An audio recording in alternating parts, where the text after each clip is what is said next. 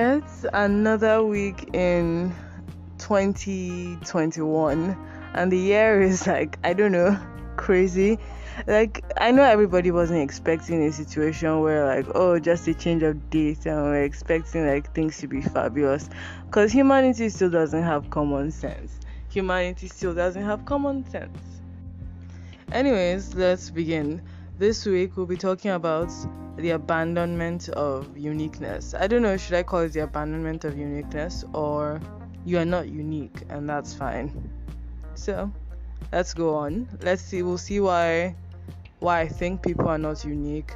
Why we are all of us can be very pick me, can have like a really annoying pick me behavior. All of us are really that I'm not like other girls kind of people, whether you're a dude or a guy or a girl or I don't know, and no matter what part of the world, we are all, how do I put it, we're all so similar is annoying, and nobody's particularly unique, and that's okay. I think, I don't know. Let's begin.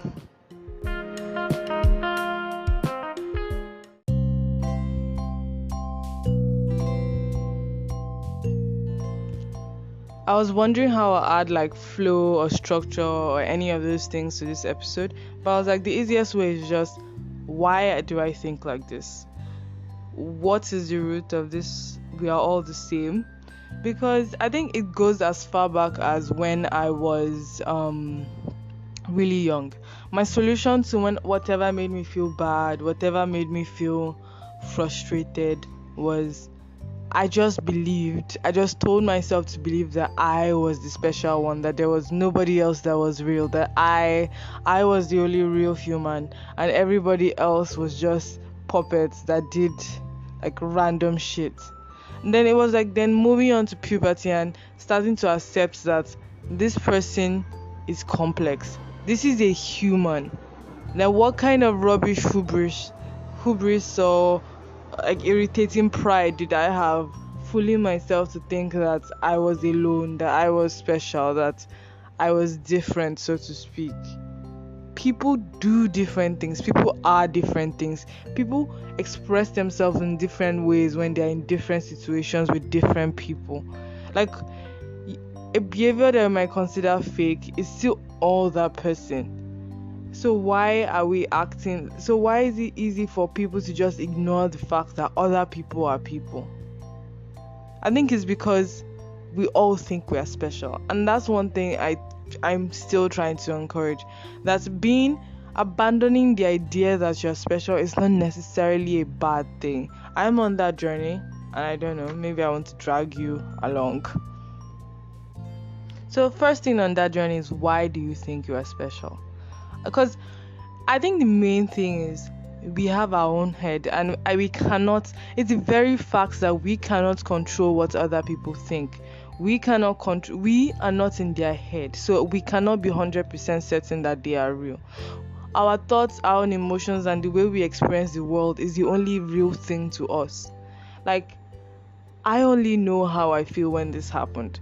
I only know what I want to do. I don't know. I can only guess. I can only assume whatever like my society wants and act accordingly or act against it based on my assumption that of what my society wants. I think, and the keyword why I think I've always been using I think, because in the end, whatever is coming out of my mouth is my own thoughts. A lot of thoughts may not be facts. In fact, most thoughts are not facts because it's dependent on how I experience the world and how you experience the world and that kind of situation. And in anything, like when I try to mention optimistic nihilism and stoicism, it's important to remember that there are things you cannot control. One of the reasons why I feel that everybody sort of believes that they are the only real person is that they can control their own thoughts. They are themselves. So it's like the idea of there being something like another entity as complex, as amazing, as scary as them is something that a lot of people don't want to think about. So we'd rather just put people in boxes, say that people do this or people do that, and if somebody fits a stereotype to a T, that person is still an individual. They might be an individual that is used, that like, I don't know, perfectly matches whatever checklist you want it to determine a certain type of person, but that person is still an individual, because most people do probably not fill up that checklist. And being an individual being not unique, being not special, doesn't mean that you are not an individual. I think that's the one thing that a lot of people, but that's the reason why I keep using it, I think, because in the end, I'm not making any scientific methods, I'm not doing anything, I'm just driving based on emotion and my assumptions on how I feel society acts. So it's simple, in my opinion. People want to put other people in boxes. It's easier to just give them a short list of categories than never have to think about them again. But it becomes very difficult when you're starting to have more complex relationships with people. Like, a lot of people don't want to have complex relationships with anybody. They want to be, how will I put it, the master of whatever relationship they're in. Like, and there's one thing I noticed, that if you truly want to be the master of whatever relationship you are in, you're probably not going to think of the other person as an individual, as an equal. So let's talk about like this in different issues, because I think that's the best way to broach this topic, and like for other ideas and other emotions about this topic to flow. So let's look at it in different topics.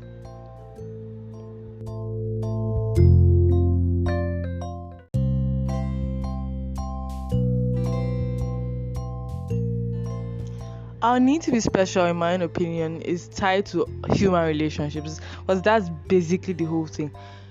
Our need to be special is tied to the fact that we feel lost. There are 7 billion humans. It's really difficult to relate to each human and think of them as somebody that is just like you. So, but also understanding the fact that they've had different experiences, and once they've had different experiences, they will react to things differently from you. Yes, people with similar experiences will have similarities. That is the key thing about uniqueness, because I have decided to believe in nurture, and the reason I use the word decided to believe, because no matter, I think whatever you chose to believe, whatever you believe is something you chose.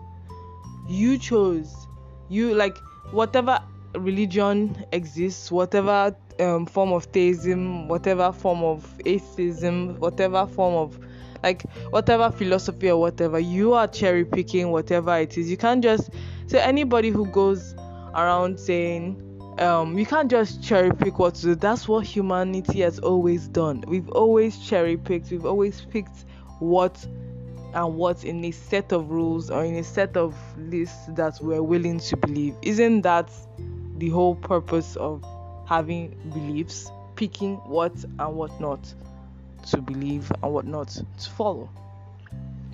So, since we are talking about general human relationships, we'll be looking at human relationships and their uniqueness. So let's talk about parental relationships. Like, people were having this long, like, let's look at it in two aspects. A lot of people, I don't know how a lot of people in the third world, they've been brainwashed with the idea that what they call it, that you have to be grateful to your parents. And I'm like, how will I decide that as a human relationship? Now, I'm very sure like everybody's probably wondering, like, how does that tie into you think you're special? People have I don't know, like, hammered into the heads of their children that I brought you into this world. You owe me. You owe me for the food that you eat. You owe me for the TV that you watch. You owe me. And other people are from the school of thoughts that you owe me. That are from the school of thoughts that I did not ask you to have intercourse. I did not ask to be here. You dragged me here from your genetic material, from heaven, wherever you think I come from. And yet, you have the audacity, you have the balls and the guts and whatever body parts to say that I owe you. Like, what rubbish and nonsense is that? In a sense, I think both of us are right. To be honest, I feel the parents has the biggest responsibility, because you dragged an individual here. By dragging an individual here, you should make a responsible decision to ensure that that person has the best life possible. Now, in societies like mine, or in societies like, I've noticed this in equally poorer countries, they try to emphasize the fact that they brainwash young people in the idea that you should be loyal. But at first I was like, that's just bullshit, blah blah blah. That's a back. But you need to understand that once you come out of this world, you are a fully fledged human being. And if you cannot accept the facts that whoever you are bringing out in this world is a human being that will have independent thoughts and actions, no matter how you can guide them in the right direction, try to build up a human being that has proper thought processes, you will end up creating somebody that will abandon you, somebody that is either only there for appearance wise, somebody that hates you from the bottom of their soul, someone that will stab you in your sleep, or somebody that will just be a menace to society. So the question is, I know, and personally this seems like it doesn't tie into the specialness. The question is, how people look at other people is dependent on the thought process that their parents had. People often say that children don't listen to what their parents say. They do what their parents do. It's just listening. It's easier to just absorb tics because it happens around you than it is to just, these are the rules and instructions, I'm going to follow this for the rest of my life. Nobody does that. So their outlook on other human beings and other members of society is dependent on their parents. That's the one thing that I like Ubuntu about. We owe it to each other. As much as a parent owes a child owes the parents. Because now that the child is here, you can't go back. So you have to just accept the fact that you are here. And now so either way, both people have responsibilities to ensure that their relationship is strong. Because you've accepted that you are an individual, and the parents should, and if they don't, accept that the child is not an extension of themselves, but a separate, complete individual. Now, what's the next thing? I think that is the foundation of accepting the fact that we all come from different households, but that doesn't make us special in this sense. We're not innately special, we are made the same way. Okay, maybe like in modern times more people are not like made the same way with IVF and stuff, but like we are basically made the same way with the same mixture of genetic material. Like 9 out of 10 times you have a human being. So like that's one thing we are not unique about. We both all respond to what is given to us, like especially people who are thrown into a religion. How that religion is presented to you, that's how you soak it up. If it isn't presented to you with vigor and with genuine passion, you will be disgusted. If it is presented to you with the need for suffering, with the need to inflict, you become exactly like, or you hate it completely. So people need to understand that we as our foundation is subject to from the people who made us, and in that sense we are not special. It's just another thing that makes up human life, the people who made us.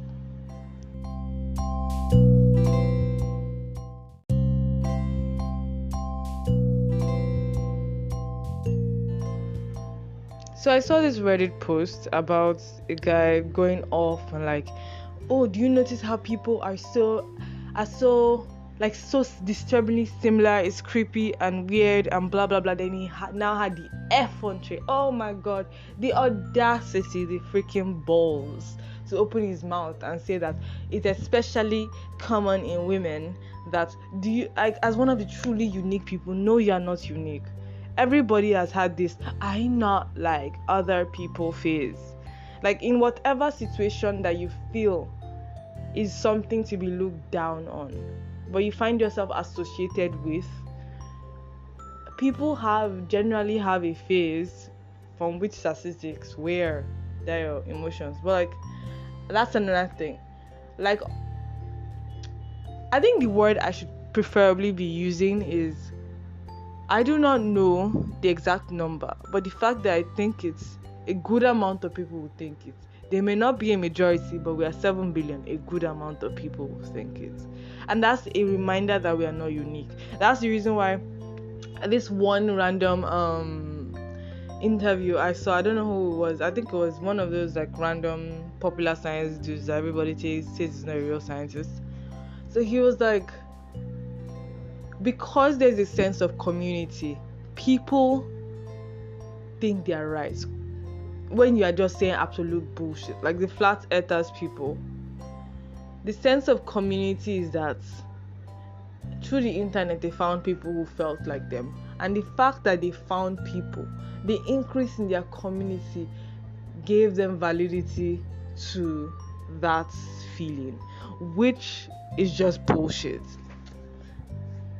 And again, I'm probably going to have like another conversation one other time when to listen to the powerful and when not to. Because we all, like all human beings, no matter what you're doing, let me guess, I'm stereotyping all human beings in a measure of like why you shouldn't stereotype, is all human beings pick and choose what we want to believe in. That's just the whole thing about human beings. Now back to I'm not like other people phase, or the stereotype as pertain to womanhood is I'm not like other girls. When something that you feel is stamped on you, you want to, like, it's normal, it's completely and totally normal to want to go in the opposite direction. It's like, it's completely normal to want to be different, so to speak. And you don't realize by being different, you turned out, you forget that everybody else is different. Being different doesn't equal special. I think that's one thing that I'm trying to drive at. Like the list of the complex things that make up a human being is so long. The list of things that make up a human being's choices, actions, because there's an infinite list of possible action, possible choices, possible decisions. The entire list that makes up a human being is so infinitely long that people will pick so many different choices. But those choices will not be unique. Yes, I think this is finally where I have to keep his stuff in. There are an infinite number of choices, of situations that people can put themselves in. But there's a set number of options you can pick in that situation based on whatever society you're in, what standard of living you have. And societies in themselves are based on the environment to which they are created. So it's like there's an infinite number of questions, but each question has a set number of answers. We will all pick similar answers at one point, but the questions are infinite, that we are all given a completely different set of questions, but we know that a good amount of people will pick the same answers to similar questions. That's how we are not different. That's not how we are not special, but we are different because the question paper is different. But we are not special because our answers will most likely be the same, because they are very limited answers. So going in there, not like other people phase, because this person was obviously male and wanted to insist the fact that women are not unique. Then I looked at myself and I looked at another conversation that like I had with somebody else, and I realized I am a different person with each person and in each situation that I am. You like, even when you try to channel a foundation, cool. Even when you try to channel a foundation, you are, what's the word? You come off slightly different to each person. Some people, even then, it might end up being like a short list of personalities. It might not end up being a long. Some people might know you as the brooding wise girl. Some people might know you as the bimbo. Some people might know you as the brilliant talkative. Some people might know you as the depressed person who wants everybody to feel their pain. Humans, But we have to understand that humanity must move forward. Humanity will move forward. But then again, we may not be here to see it, and humanity might end up blowing up the world. Because I'm not going to go and say that humanity will move forward and we end up blowing up everything before anything happens. But understanding that your situation is not unique, your situation is not special, your feelings are not special. It's just normal human feelings. And your face is a fucking normal human face. Even when you are like severely disabled, you are not the only one. Even when you're like your condition or whatever is insanely rare, you're still not the only one. I think that's a reminder that people will be people will do whatever people want, and people will go to places whatever people want to do. You can't stop them. And if people do whatever they want, the fact that we can't control them shouldn't scare us to the point that we try to diminish their humanity. Even when, for example, if somebody disagrees, I agree is such a point. If somebody disagrees with me completely to the point that they deny my humanity, I want to recognize that they are complex. Now, recognizing that they are complex doesn't mean you are kind to them or you are understanding. Don't get it twisted. Recognizing that they are complex, understand they've probably been through different situations. It may not necessarily be bad situations, different situations that has led them to try and diminish your own humanity, try and say that you are not complex, you are not important, maybe to boost their own ego, maybe to feel better and all that rubbish, because they refuse to think of you as human. Because if they have to think of you as human, it's going to eat into their own specialness. And I'm like, you're not special in the first place. Like, guy, move on. Like, continue to live your life because you are aware of yourself. Isn't that enough? Even if you're not special, you are aware of yourself, and that should be enough. It means that, and not being special means that there are problems that people have been through, that either they have adapted because either they adapted it to fit their current solution. So you either have to adapt it because it happened in a different time, or you can just copy and paste the solution. And sometimes you might have to copy and paste several solutions because you have a slightly unique question. That's what I was saying. Like in the question sheet analogy, we all have different question sheets, but each question has like a few set options. Let's say maybe 3. Now, the person that is most similar to you is somebody who will have chosen the same option as you in the exact same situation. But personally, I feel that's the key word, I feel, because this is just an opinion piece. I feel like if you were giving the same experiences as somebody, the same opportunities as somebody, and when people say experiences, they try to broaden it and be all like the same schools, the same houses. Sometimes it might be just, I meant down to a T, like everything that person has seen from the goddamn waking moment, you are most likely going to make the exact same conclusion and choices that they make. That's Dio's theory, I guess. So our need to be to be special. I think it's the belief that somebody else's complexness will take away from our own, like, or the easy need to just judge somebody and move on with your life. But if you are going to have deep relationship, putting people into boxes is not suitable. It's not advisable, and it's only going to get you frustrated with their behavior, when you just need to understand that most times this is an individual that has put you into a box. And once you realize that they are a complex individual that decided to put you into a box, you will not be stressed about their opinion. You'll just be, I don't know, annoyed, and you let them be. So that's what happens when we have our judgmental stereotype phase, where we when we have a I'm not like the other girls. No, you have forced other people who you feel are too similar to yourself into boxes. Do you get? Like, you've made a checklist of things that you want to reject. But who on God's green earth truly feel like, when you look at the people you actually know who on God's green earth actually fit that your checklist of things you want to reject to a T, and then you realize that you're not like other girls, but other girls are also not like other girls. So either way, we are not special in our unique. We are not special. We're not unique, but that's okay. We are different, definitely, but difference isn't special.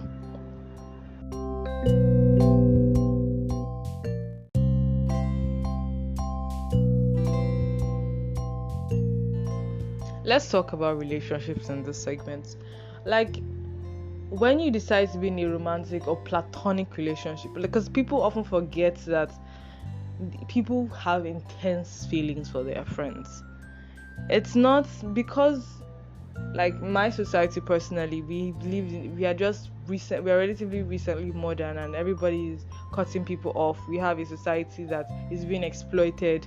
We have no points to gather. We feel very like frustrated. aka my country, Nigeria. Love you guys. Don't actually, but like, who cares?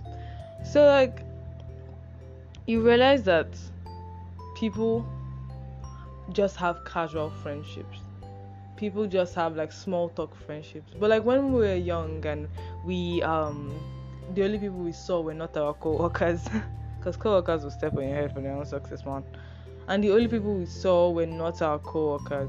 We need to understand that people do people things, and that's okay. Whatever a person does is a person thing. So and having relationships with that person is also a person thing. So when you look at somebody and you decide, I want to be in a platonic or romantic person, remind yourself that this is a person. Like, a lot of people that have this Barbie complex, where like, the reason why I decided to call it the Barbie complex is because everybody in Barbie's world, including Ken, is a supporting character. So people have this like Barbie, I'm special, like, mentality. Think of people like they're there to serve them. And the fact that we look at stories in terms of main characters, in terms of the hero who goes to do shit, and his party that, I don't know, follows him around and cleans up his mess up, and he shouts the whole power of friendship with. Basically, they see friends as sidekicks in general movies. And I understand that it's important to frame it's easier to frame a story around one person. But there's a modern way to frame a story in a manner that you understand that life is not about one person. We might be following one person's story, but everybody is a main character of their own story. Like, sometimes you just have to accept that in this particular situation, I'm an extra because it's none of my business what I'm doing here. This person is somebody else's life journey. I'm going to just move back and do whatever I want in my side of the world, in my own life, and be happy, and like be like a really good extra and clap for them. But don't be an extra. Like, don't be an extra. Do you get? You understand? It's important to understand when this is somebody else's special moment, but don't ever let somebody else make you an extra. And that is really common, especially when people like to say that they're unique, that they're not influenced by media. Media copies life and life copies media. It's now this weird creepy cycle where we don't even know what is real anymore, or like we don't even know like what we are doing with our lives, or like what is going on. It's just this really weird and creepy cycle. So it's now up to us to decide what we are doing with ourselves, where we are going, how we are going, who we are going with, and all that rubbish and nonsense. So let's ask ourselves, how will we grow? Like, how will we recognize the fact that we are different but not special? I think that's the key thing. Different but not special. In romantic relationships, we look at people through rose-colored glasses. We don't respect the fact that this person is not like this person. Having red flags doesn't necessarily mean you're going to marry a psychopath. And two people can end up in an abusive relationship without any of them being like actually toxic people in the broad sense of the word toxic. They might be just individuals who are just not good to each other, just who like far too many different things. I remember one people who were like, oh, this person is a normie and whatever. You are a freaking normie as well to somebody else. Like, if you have the effrontery to just like put like a checklist on somebody, then you are, I don't know, you're just being an asshole like most of us on this world. I remember having this random conversation with somebody and they were like, what were they?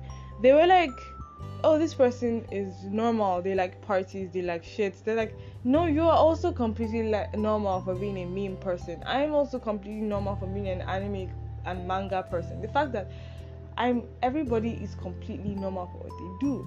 It's not a question of can society handle this kind of person. It's not a question of, and let's be very honest about that, can society handle this kind of person? There's this kind of person that has to be expelled from society, without question.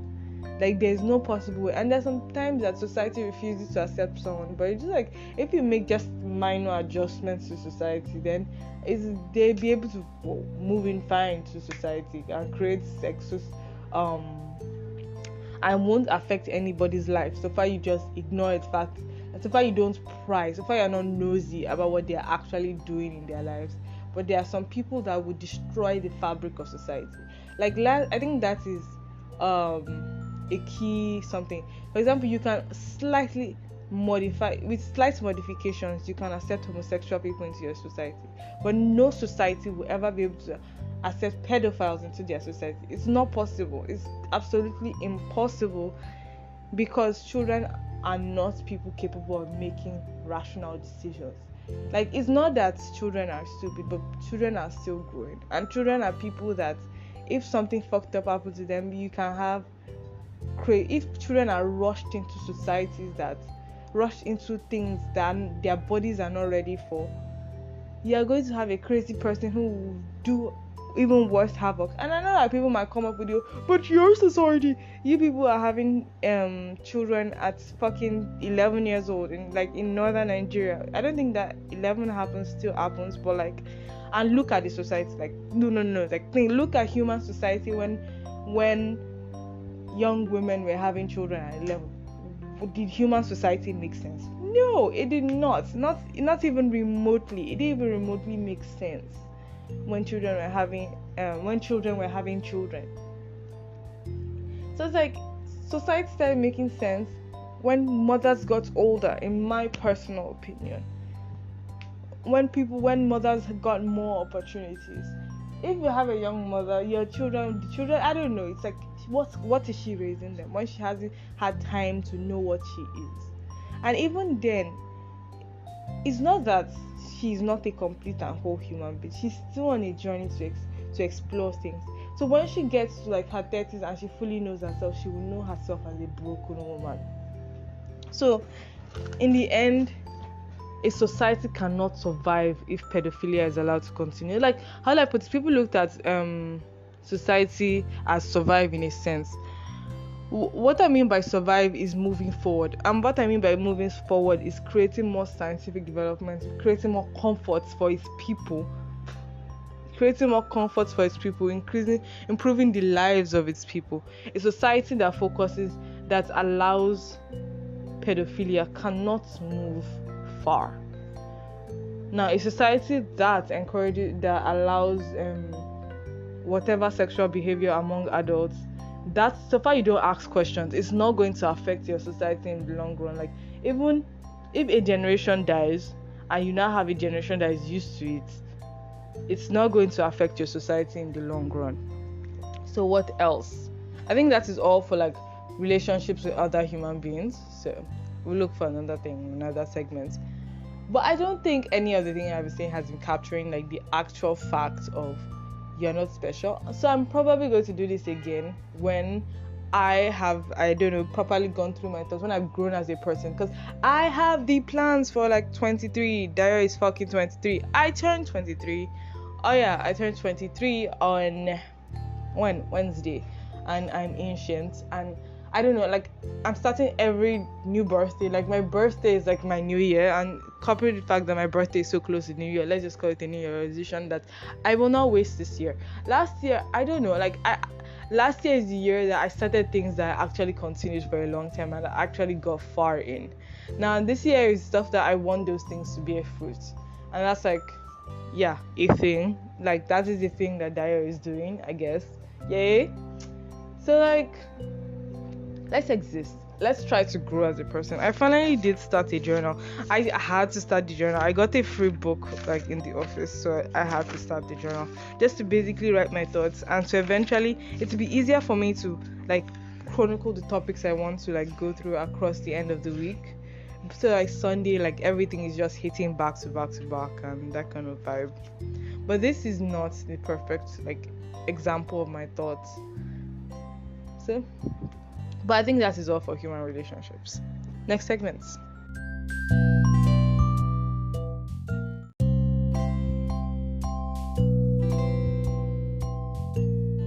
Let's talk about respecting the fact that we are not different. Like it's completely normal. Like when I have situations where somebody decides that they're going to do exactly what was done to them. They're going to make your life a living hell. They're going to make you miserable because it was done to them. That's a completely normal thing to do, but it is also completely normal to decide that because it was done to me, my juniors will not go through this. Like it will continue to be better. I will not, like, I don't know, my catchphrase nowadays in the office is "Makorama me ni koramoyo." So it's like, it basically means don't, like, you know how Yoruba is, don't use your body to touch me, literally means don't transfer your aggression to me. So I'm not going to transfer aggression to somebody else, and I refuse to accept a transfer of aggression. And I think that for me is important as personal respect, as self-respect in a society like Nigeria, in a third world society. You need to focus on finding independence, whether it's financial, you need to focus on being independent and understand that don't let anybody transfer aggression to you, and promise yourself that you will not transfer aggression towards another person. It's about growth. It's about structure. It's about understanding that it will be fine. It will be perfect. It will be fantastic, and we will move on, I guess. Yes.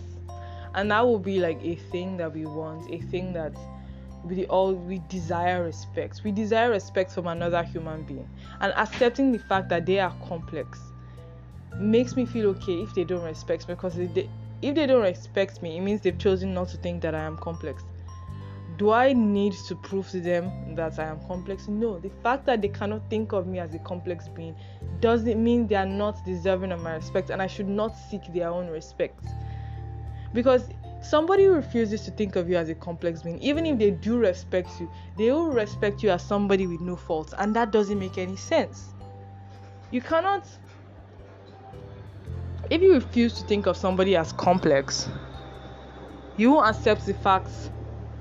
You either respect them because they are blameless and faultless, or you don't respect them because you think they are beneath you.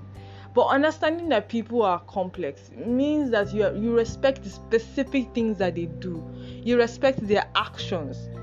You don't just respect an individual, you respect the things they do. And that's my humble opinion. I'm not very humble. I think I'll have a conversation on my own personal hubris and why God has probably not, I don't know, stricken me with thunder. And speaking about respect, I think it's the important thing in understanding that you are not unique. You are not unique in your experiences, you are not unique in your situations, but you deserve respect. Respect is understanding what you are willing to take I think that is what self-respect is: understanding what you are willing to take, understanding what the areas you can compromise in, having a personal code of conduct that properly specifies your limits. And even because situations are so unique, like I said before, situations are so unique that you cannot like have a set unbroken list. You should have a life, like if a rule that generally guides your mode of thoughts. And if you have a rule that generally guides your mode of thoughts, you will not, what's the word, you'll be able to make decisions according to that short rule or short checklist that guides your mode of thought. Then you, from that checklist, you now determine whether or not a situation has been adequate, whether you responded to it adequately. And it's always important to look back and decide whether or not you responded to something adequately, or if that situation should arise again, would you still respond the same way? And that, I think, is a very important thing to happen. So what else? Also about respect. It's not just about, I think the reason why the golden rule has lasted so long, the whole do unto others what you want to be done unto yourself, I feel the golden rule properly encapsulates what I've been trying to say. If you truly believe that you are a complex being, then another person is a complex being. Our obsession with being special comes from the fact that we are refusing to believe that other people are complex. And just because with all their complexity, they've decided to come to the conclusion that you personally think is fucking stupid, you can accept that and don't let it affect you.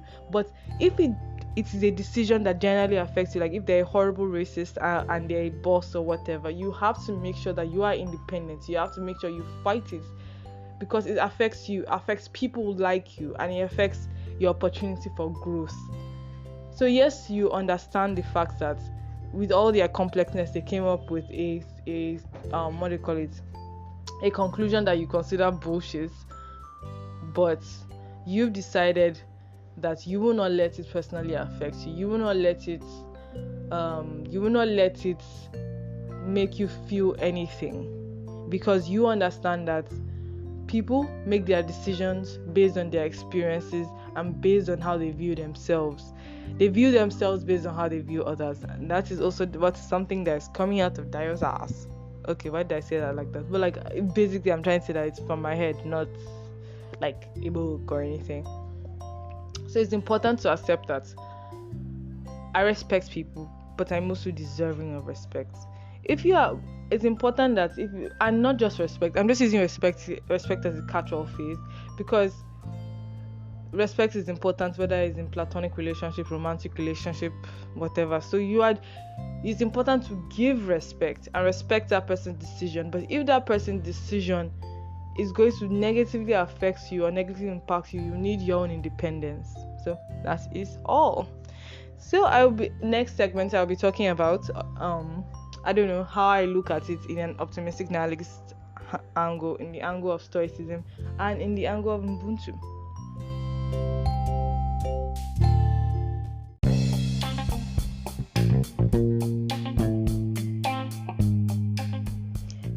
I think the best way to describe this thing is optimistic nihilism. It all doesn't matter. We all don't like fucking exist. Okay, we all exist, but like we are only aware of our own existence, and that's okay. So it's important that you do what matters to you, and you don't like. I know like it's a very like I remember this religious callback to Crosscursor optimistic nihilism video, and it was, that's just naive to think people want to work for the common good. And I'm like, you are just assuming. The video never said that he's assuming people want to work for the common good. It is trying to encourage people that even though they are optimistic nihilism, they are part of the things that should matter to them should be the common good, because and the common good and improving the collective will also include destroying people that want to collapse the collective, that wants to stratify and make our society into castes, where certain people are into forced like hierarchical castes, where certain people are forced to be beneath others.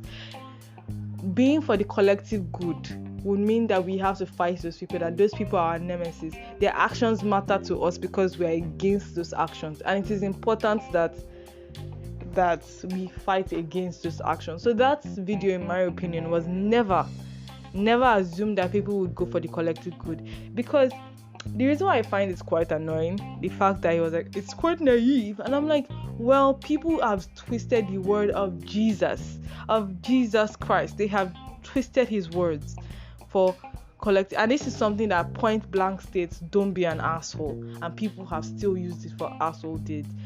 So what more will you expect? Something more open-ended, like it all doesn't matter, do whatever the fuck you want. Now it's something that encourages you for the whatever the fuck you want to be the collective good, because I feel we enjoy it that way. And there's something that I've started saying to myself, is that nobody has the right to do anything.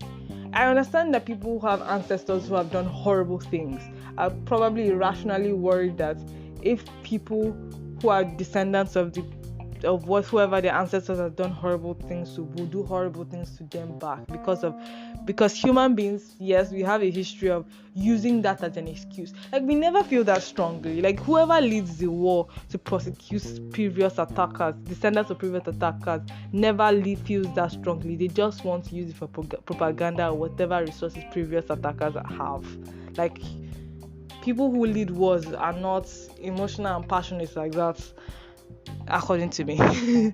So I think it's important that people understand that whenever a war is being led, it's never for something as measly as passion. The people fighting, the people gingered, the people spilling their blood, they might be going through passion, but the people leading that war, there's profit to be had, there's land to be had, there's minerals to be had, there are slaves to be had, and those kind of situations. So it's important that nobody has the right to do what they did. Nobody has any rights. You determine what is your own rights. But we should look at it in the kind of society we want to build. What are the limits? I think that is the important thing when looking at our lack of specialness and accepting that optimistic nihilism is do whatever the fuck you want because nothing matters. Is also understanding that in the society you're trying to build, and also giving the fact that whatever the fuck other people want can be very nasty, and those people are your nemesis. Then what else? In Stoicism, I think Ubuntu and optimistic nihilism is something that explains what's up. Because Stoicism only just says we have a collective duty to society. Why we have that duty? It says it's the nature of man in according to godhood and whatever. The people never really explain why we have that duty. And in my opinion, optimistic nihilism and Ubuntu explain why we have that duty. We have that duty to recognize the complexity of others. We have that duty because anybody that is against our goals, our enemy, and we should squash them. But the best I can do is encourage your goal to be for the collective good. If your goal is purely individual and to affect me, or it to affect people like me, and to affect, like for example, if your goal, what you've decided that matters to you is that only Caucasians are better than everybody and all women should be choked. Excuse me, I'm not Caucasian and I'm also not male, so yeah, you are my nemesis. I must not let you succeed because it's in my own personal interest that your desires do not come to pass. So that is an important thing, understanding that people are complex but not special. So this is the end, and thank you for listening to a personal code of conduct. Next week, I am hoping to go to time. I think I want to talk about time because I feel time just go out of me. And then again, for upper week, hopefully, we'll have another relationship conversation with somebody else. And I'm hoping to talk more about time. I'm hoping to talk more about growth. I'm hoping to talk more about happiness and the like. I'm hoping to talk about more plans for the future. I know I've talked about things I tend to do, but I want to talk about time and how it makes me feel. So bye, and thank you for listening to A Personal Code of Conduct.